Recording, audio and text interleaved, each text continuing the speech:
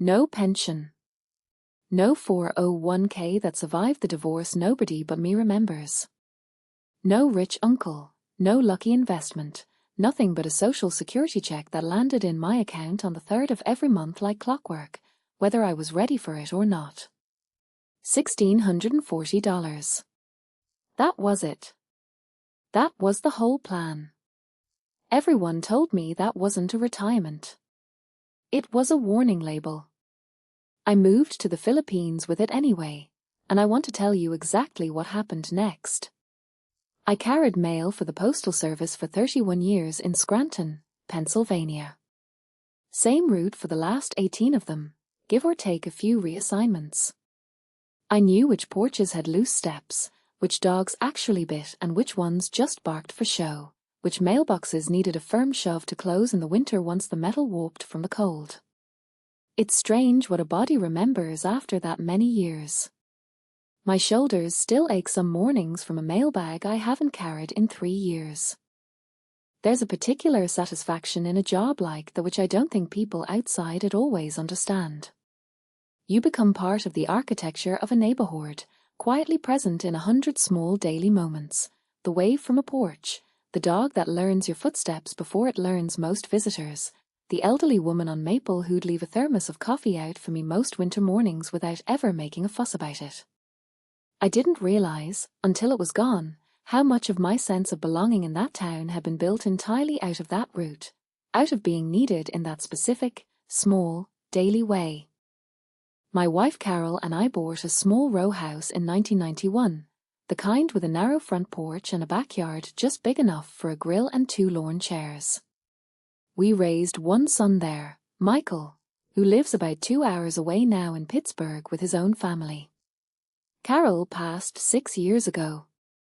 Cancer, the slow kind that gives you time to say everything you need to say and somehow makes it worse, not better, because you spend that whole time watching someone disappear a little at a time. I kept working 2 more years after she passed, mostly because I didn't know what else to do with my mornings. When I finally retired at 65, I did what every postal worker eventually learns to do. I checked my numbers. No pension survived my divorce from my first wife back in the 80s. That got split down the middle decades ago and I never rebuilt it. What I had, in full, was Social Security. $1,640 a month, after Medicare premiums came out. The house was paid off, which people always assume solves everything. It doesn't. Property taxes in that county climbed every single year regardless of what the house was actually worth to sell. Heating oil in a Pennsylvania winter is not a small expense, and the winters got longer in my memory even if they technically didn't. The roof needed work I couldn't afford to do properly, so I patched it myself twice, badly, and prayed through 2 more winters. I want to say something plainly, because I think it matters. I wasn't reckless with money in my life. I raised a son, paid off a house, worked one honest job for 3 decades. I did what I was told building a life the right way was supposed to look like. And at 66 years old, sitting alone in a house that used to have 2 people's laughter in it, I was doing math on a spreadsheet my son had set up for me, watching a number that never grew no matter how carefully I managed it. The house had become the loudest quiet place I'd ever lived in. Carol's reading chair still sat by the window where she'd left it. I hadn't moved it, hadn't been able to. Some evenings I'd sit in my own chair across from it and talk to her a little, the way you do when a house has 30 years of a person still living in its walls even after the person is gone. Michael called most Sundays, worried in the careful way adult children get worried about a parent living alone. But 2 hours away with a job and kids of his own meant Sunday calls were mostly what our relationship had become. I wasn't in crisis. I want to be honest about that, the way I think honesty actually helps people watching this more than exaggeration would. I had heat, most winters. I had food, careful food, but food. What I didn't have was any sense that the rest of my life was going to be anything other than this, a house too quiet, a number too small, and years stretching ahead of me that felt more like a sentence than a gift. There's a particular kind of routine that takes over life like that, and I want to describe it because I think a lot of people watching this will recognize it without needing much explanation. I'd wake early, old habit from 31 years of a route that started before sunrise, and there'd be nowhere in particular that early waking needed to take me anymore. I'd make coffee, sit in my own chair across from Carol's, and read the same 3 or 4 websites I always read, mostly out of habit rather than interest. I'd do the same mental arithmetic most mornings that I used to do most nights.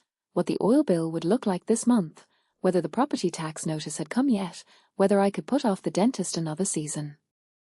I started noticing small things about my own decline that embarrassed me more than I let on to Michael. Turning down invitations to the diner with a couple of old co-workers because the check, even split 3 ways, felt like more than I wanted to justify that week. Wearing a coat 2 winters past when it should have been replaced because a new one felt like an indulgence a man in my position shouldn't be taking. None of it was dramatic.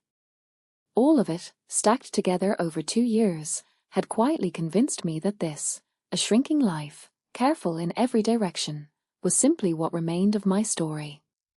It was Michael, actually, who started it, though he didn't mean to.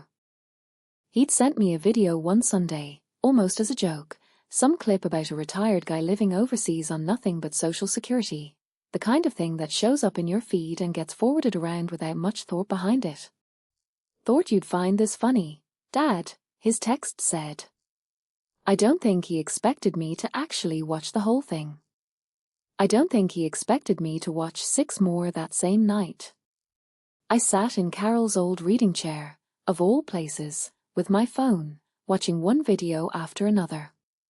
People my age, some younger, some clearly worse off financially than I was, showing apartments that looked clean and comfortable, showing grocery hauls that cost less than my weekly bill at the Giant Eagle back home, talking about days that sounded slower and warmer than anything Scranton had offered me in years.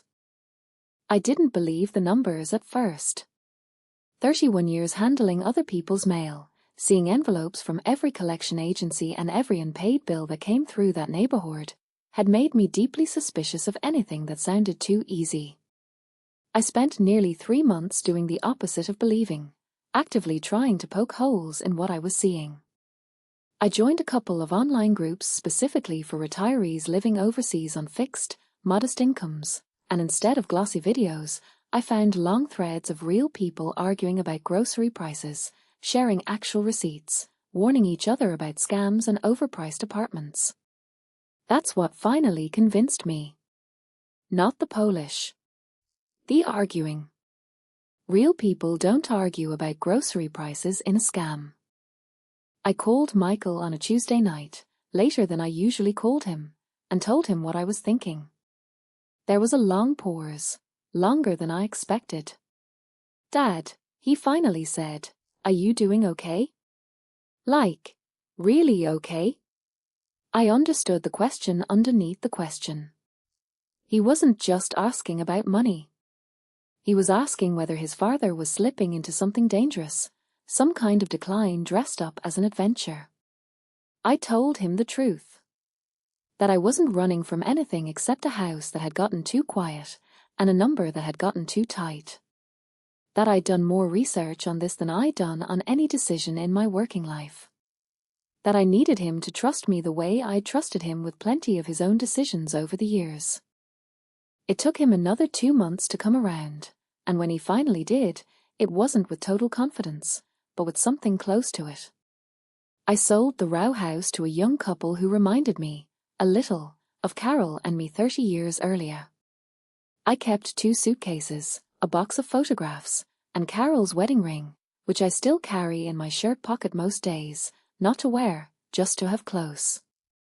I flew out of Scranton on a cold morning in November, 6 to 7 years old, with a one-way ticket and a Social Security deposit that everyone back home had told me wasn't enough to build a life on anywhere. Michael drove me to the airport himself, took the whole day off work to do it, which told me more about where he'd actually landed on the decision than anything he said out loud. At the gate, he hugged me the way he used to hug me as a kid before I'd leave for an early route, quick and a little embarrassed by his own emotion. Call me the second you land, Dad. I don't care what time it is here. I promised him I would, and I did, sitting in a plastic chair at the arrivals gate in Manila at some strange hour of the morning back in Pennsylvania, telling my son, half delirious from the flight, that I'd made it. Here are the 10 biggest things I learned trying to build an entire life on nothing but a social security check. Things no video, no matter how many I watched beforehand, fully prepared me for. Number 1. $1,600 went further than 30 years of working ever let me believe possible. I want to start with the number, because it's the thing everyone asks first, and because I spent months not believing it myself. I rented a small one-bedroom apartment in a mid-sized city, clean, furnished, with a balcony and a security guard downstairs who knows my name better than most of my former co-workers ever did. $260 a month. In Scranton, my heating oil bill alone in January could run close to that. My first grocery trip, I went in with the kind of nervous caution 31 years of watching other people's overdue bills teaches a man. I walked out with fresh fish, vegetables, rice, fruit, and change left over from a 20. I sat in my apartment afterward and actually recounted the receipt twice, the way you double-check a winning lottery ticket, half expecting to find I'd made an error somewhere. By the end of the first month, rent, food, utilities, transportation, and a little set aside for the unexpected, I had money left over from a social security check that people back home had told me, with total confidence, would never be enough to build a life on anywhere in the world. I kept a small ledger, the same kind of careful habit 31 years of a fixed government paycheck teaches a man never to lose. Rent, $260. Utilities, somewhere around 30. Groceries, roughly $180 a month once I'd learned where to actually shop. My local health plan, $35. Transportation, mostly on foot or the occasional tricycle, another 40 or so. Even with a cushion set aside for whatever I hadn't thought of yet, I was finishing every single month with something left in the account, which had not happened to me even once in the 2 years before I left Scranton. I called Michael the week I finally trusted those numbers enough to say them out loud, and read him the whole ledger, line by line, the way I imagine some men might read off a fishing trip's catch. He went quiet for a second on the other end of the line, and then said, "Dad, that's less than what I spend on my phone bill and streaming services combined." I don't think either of us knew quite what to do with that comparison, but it sat with both of us for a while after we hung up. Number 2, I had to learn the difference between a tourist price and a real price. Nobody warns you about this one clearly enough. For the first few weeks, I was quietly overpaying for almost everything, not because anyone was cheating me exactly, but because I simply didn't know what things should cost. A neighbor, an older Filipino man who'd lived in that building longer than anyone, took a liking to me somewhere around week 3 and started quietly correcting my instincts. He'd glance at what I'd bought and just say, plainly, "Too much, next time go there instead," pointing toward a stall 2 rows over. Within a month, with his help, my grocery bill had dropped by nearly a third for the exact same items, just from knowing where locals actually shopped instead of where the nearest, most obvious market happened to be. That lesson alone reshaped my entire monthly budget. Overpaying isn't inevitable for a foreigner here. It's just what happens before you have anyone willing to teach you otherwise. I think about that neighbor often, a retired jeepney driver who never asked for anything in return for the dozens of small corrections he handed me those first months. He simply seemed to enjoy having someone new to teach, the way I imagine I used to enjoy training a new carrier on my old route, showing them which porches to trust and which to be careful of. I've since tried to pass the same kind of guidance along to a newer arrival in my building, an American widower even more lost than I'd been my first month, mostly because it felt like the decent thing to do with knowledge somebody else had given me for free. Number 3. The heat broke me down before it built me back up. Every video makes the warm weather sound like a simple upgrade from Pennsylvania winters. It is, eventually. It isn't, at first. My first 2 weeks, I went out at whatever hour I would have back home, no hat, no real plan around the sun, and came back inside more than once feeling genuinely unwell. I learned, the hard way, why every local around me moved differently, mornings and evenings for errands, the middle of the day reserved for shade and rest. By month 2, my body had adjusted in a way I didn't think possible at 6 to 7. 88 degrees stopped registering as remarkable. I started actually looking forward to the parts of the day that used to terrify me during that first difficult stretch, and the Pennsylvania winters I used to dread through every December now feel like a story about someone else's life. I bought a cheap electric fan and a wide-brimmed hat within my first 2 weeks, the kind of small, unglamorous purchases that turned out to matter more than almost anything else I acquired that first month. I also learned, the way every newcomer eventually does, to respect the middle of the day the way locals do, not as wasted time, but as its own necessary part of the schedule. My old mail route trained me to push through weather no matter what it was doing. This place taught me, slowly and a little reluctantly, that pushing through isn't always the wiser choice. There's an irony in that lesson I didn't expect. 31 years of the Postal Service's unofficial motto about weather never stopping the mail had trained into me a kind of stubbornness I mistook, for most of my life, as simple toughness. Learning to rest through the hottest part of the day here felt, at first, like some small failure of that same toughness. It took months before I understood it wasn't weakness at all. It was just a different, wiser kind of endurance, the kind that lets you actually enjoy the years you have left instead of grinding through every one of them out of pure habit. Number 4.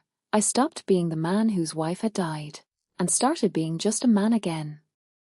This one caught me off guard more than any budgeting lesson could have. Back in Scranton, in that last stretch of years, I had quietly become known, without anyone meaning any harm by it, as the widower on Elm Street. Neighbors were kind, but their kindness always had a careful, sympathetic edge to it, a certain tone people use around a man they consider fragile. Here, nobody knows that story unless I choose to tell it. I'm simply the American who lives on the 3rd floor, who buys too much rice because he hasn't learned to cook for one person yet, who mangles the local language politely and gets corrected with a smile instead of pity. There's a freedom in being known fresh, without the weight of everyone's careful sympathy attached to your name. I hadn't realized how heavy that sympathy had gotten until I set it down. It took a stranger, oddly, to make me notice this clearly. A woman at the card game asked me a few months in what had brought me here, expecting, I think, an ordinary answer about weather or cost of living. When I told her about Carol, she simply nodded, said she was sorry, and asked what I thought of the fish stew being served that night, moving on without lingering the way people back home always seem to linger on that particular fact about me. I didn't realize until that moment how much I'd been carrying the identity of the widower like a title rather than a fact about my past. Here, it finally got to just be a fact. Number 5. The loneliness I was afraid of showed up anyway, just on a different schedule. I want to be honest here, because I think the honest part is the part that actually helps someone watching this who's considering the same thing. I assumed the loneliness of that quiet Scranton house would simply stay behind with the house. It didn't, not at first. My first month here was, if anything, lonelier. No Michael 2 hours away for a Sunday call that felt like an obligation but was still, in its own way, a tether. No neighbors who'd known Carol. Just me, a small apartment, and a language I couldn't yet navigate past the basics. What changed it wasn't the move itself. It was a small breakfast place 2 blocks over where I started going most mornings, mostly because the owner's English was good enough for real conversation and the coffee reminded me, oddly, of the diner Carol and I used to visit on Sunday mornings before church. By week 6, she had my order ready before I sat down. By month 3, I joined a small group of retirees, mostly American and Australian men roughly my age, who meet twice a week to play cards and complain cheerfully about the humidity. The loneliness didn't disappear entirely. It found a new shape, one with actual people scheduled into it, which was more than that quiet row house back home had offered me in years. There was one evening, maybe 5 weeks in, that I still think about. I'd had a short, strained call with Michael, one of those calls where the connection kept cutting and neither of us managed to say what we actually meant, and I sat on my balcony afterward doing the kind of doubting that comes easily at that hour. I wondered, honestly, whether I'd made a decision built more on desperation than sense. I thought about Carol's chair, still sitting empty in a house that belonged to strangers now, and felt further from everything familiar than I had in years. What pulled me out of that particular night wasn't dramatic. It was simply Tuesday arriving a few days later, and the card game happening the way it always did now, and one of the other men, a retired schoolteacher from Ohio who'd been through his own version of that exact wall, telling me plainly, "It gets easier around week 8, just hang on." He was almost exactly right. By week 9, the balcony evenings had stopped feeling like doubt and started feeling, more often than not, like simple quiet. Number 6. Healthcare worried me more than anything else, and turned out to be one of the biggest reliefs.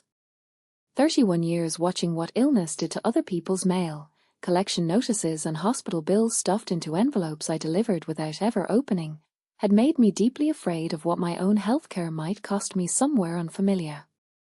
A checkup here, blood work included, cost me under $20. My blood pressure medication runs a fraction of what it cost me with Medicare back home.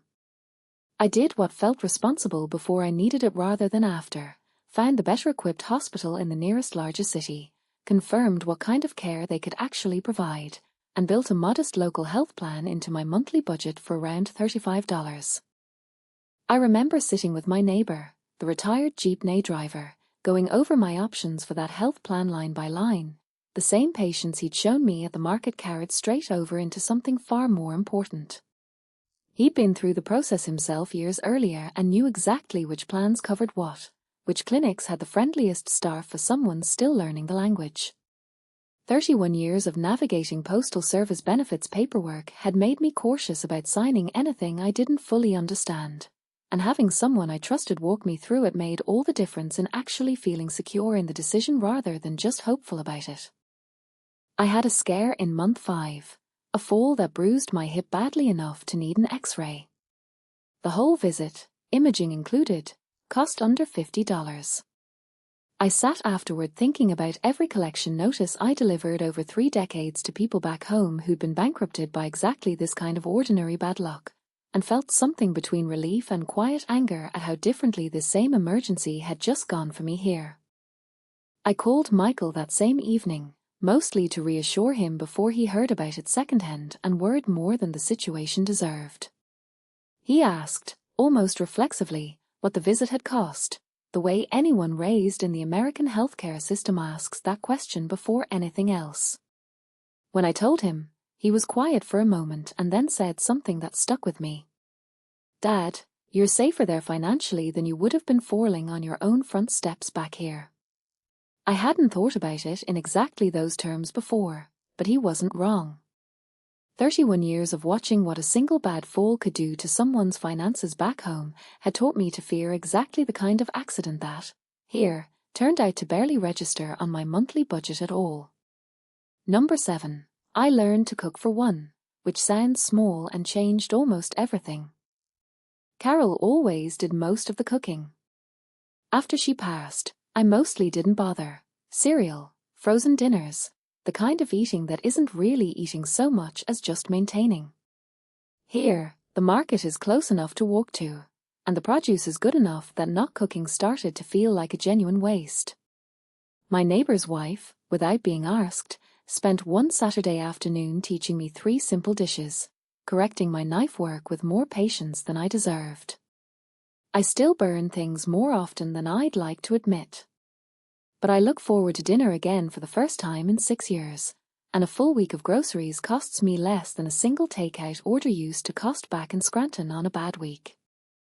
I've started inviting the newer widower from my building over most Fridays, the same man I mentioned earlier who arrived even more lost than I had been.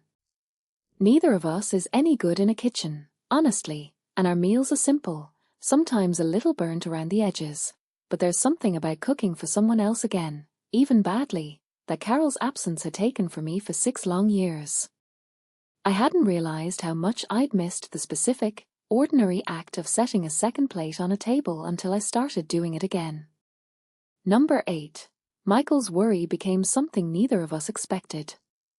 He was scared for me, the way a son gets scared watching a father make a decision that looks, from a distance, like desperation dressed up as adventure.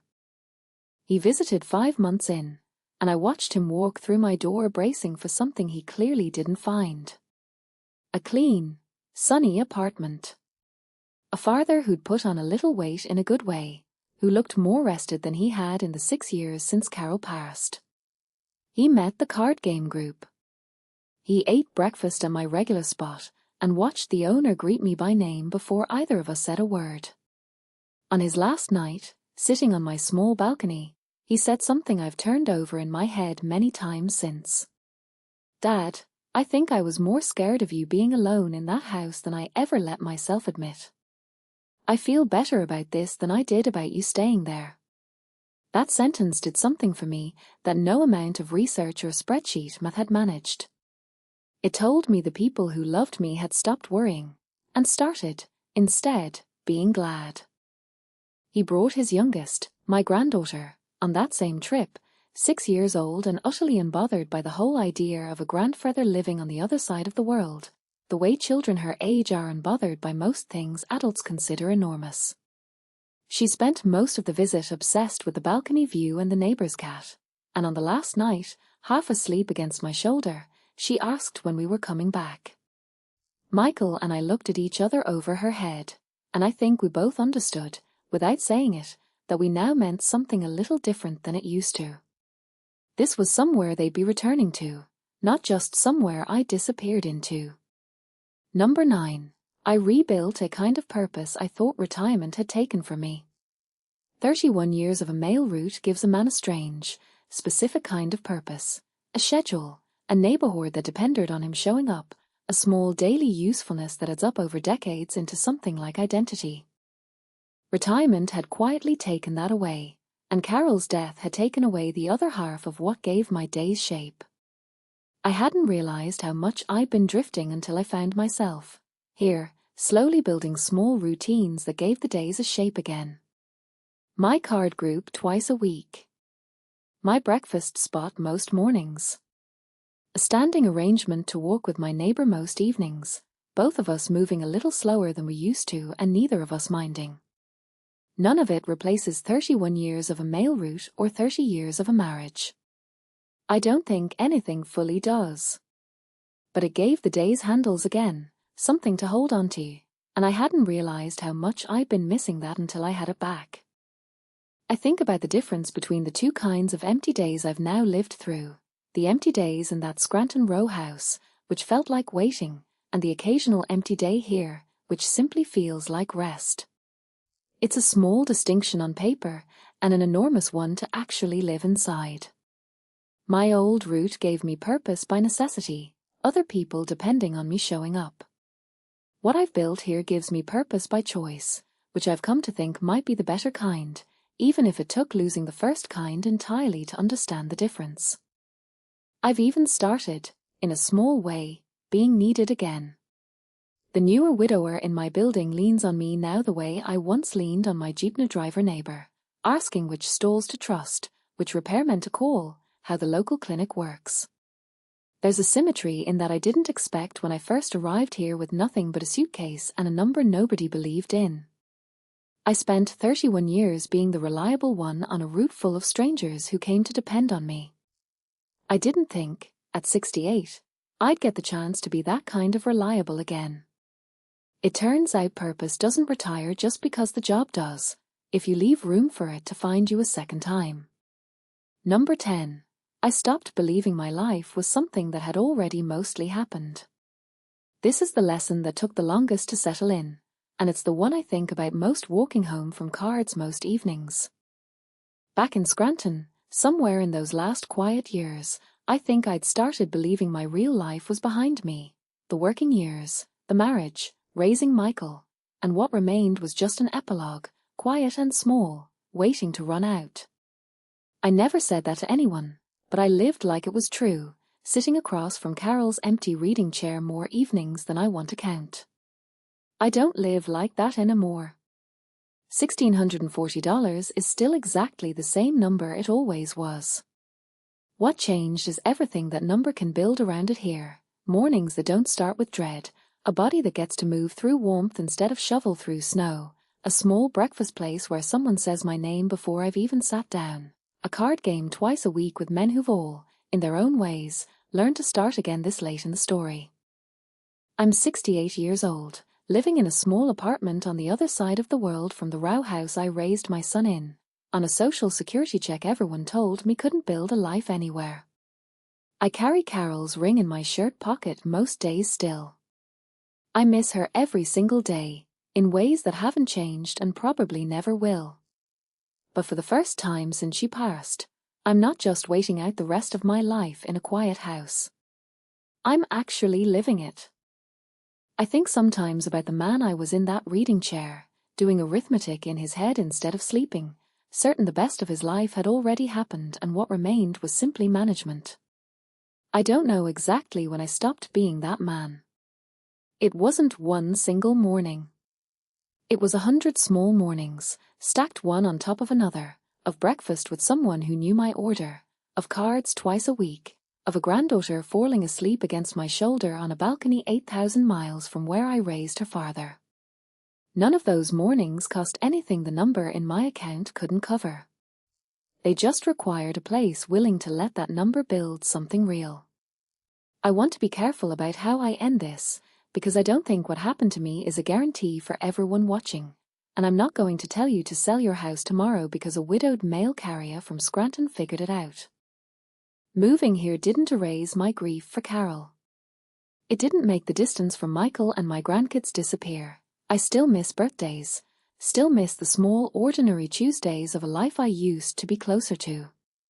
It didn't turn $1,640 into an unlimited budget. There are still months I'm careful, still small things I go without. But it gave me back something I'd quietly stopped expecting to ever have again, the sense that my life was still mine to build, not just mine to sit inside of, waiting. If you're watching this with a social security number in your head that everyone's told you isn't enough, I'm not going to promise you it'll work exactly the way it worked for me. I'm going to tell you what I wish someone had told me 2 years earlier, back when I was just a man in his dead wife's reading chair, watching videos on his phone, too afraid to actually do anything about it. The number people warn you about is rarely the whole truth. Sometimes it's just the wrong place trying to make that number work. I moved here with nothing but social security, certain it wouldn't be enough. It's the same number today it was the morning I landed. The only thing that changed is everything else around it. I also don't want to leave out the parts that are still hard, because I think leaving them out would make this less useful to whoever's watching and quietly doing the same math for themselves. There are still nights the balcony feels too quiet, usually around the anniversary of Carol's passing, when no amount of cards or breakfast routines fully fills the space she left. There are still months a repair or a flight home costs more than I'd planned, and I have to be more careful than I'd like for a few weeks after. Moving here didn't fix grief, and it didn't turn a fixed income into an unlimited one. It just gave both of those things a gentler place to sit than that quiet row house ever managed to provide. If you've been told your social security check, on its own, isn't enough to build any kind of real life anywhere, I'd ask you to actually test that claim rather than simply accept it the way I almost did. Not by trusting the first warning you come across, but by finding people actually living it, on numbers close to your own, and asking them honestly what their months really look like. If any part of this sat with you, stay a while. I tell stories like this one honestly, without the polish and without the pressure, and I'd be glad of the company. Thank you for watching. And if this helped you see even a little more clearly what this life is really like, consider subscribing, so the next story finds you too. Number 6. Healthcare worried me more than anything else, and turned out to be one of the biggest reliefs. 31 years watching what illness did to other people's mail, collection notices and hospital bills stuffed into envelopes I delivered without ever opening, had made me deeply afraid of what my own healthcare might cost me somewhere unfamiliar. A checkup here, blood work included, cost me under $20. My blood pressure medication runs a fraction of what it cost me with Medicare back home. I did what felt responsible before I needed it rather than after, found the better-equipped hospital in the nearest larger city, confirmed what kind of care they could actually provide, and built a modest local health plan into my monthly budget for around $35. I remember sitting with my neighbor, the retired jeepney driver, going over my options for that health plan line by line, the same patients he'd shown me at the market carried straight over into something far more important. He'd been through the process himself years earlier and knew exactly which plans covered what, which clinics had the friendliest staff for someone still learning the language. 31 years of navigating postal service benefits paperwork had made me cautious about signing anything I didn't fully understand, and having someone I trusted walk me through it made all the difference in actually feeling secure in the decision rather than just hopeful about it. I had a scare in month 5. A fall that bruised my hip badly enough to need an X-ray. The whole visit, imaging included, cost under $50. I sat afterward thinking about every collection notice I delivered over 3 decades to people back home who'd been bankrupted by exactly this kind of ordinary bad luck, and felt something between relief and quiet anger at how differently this same emergency had just gone for me here. I called Michael that same evening,